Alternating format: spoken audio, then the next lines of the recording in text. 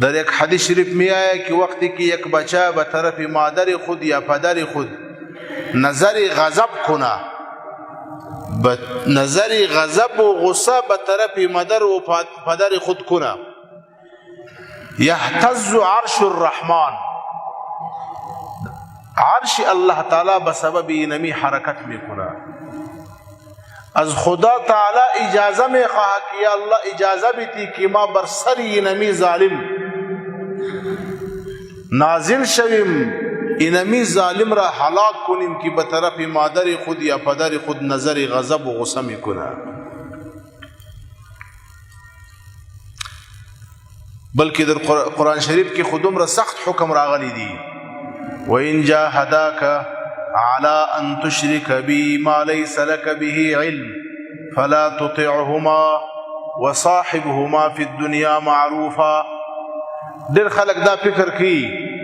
وایدا چې کم حقوق راغلي دي د مور پلار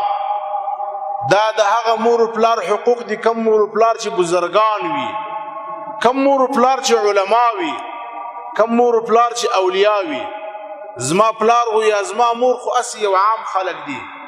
یا زما پلار گناهگار دی یا زما پلار نشئی و معتاد دی زباید د مور پلار قدر نه وکم غلطه ده الله جل شانه امر کوي کستا مور پلار وتا ته وای چې کافر سا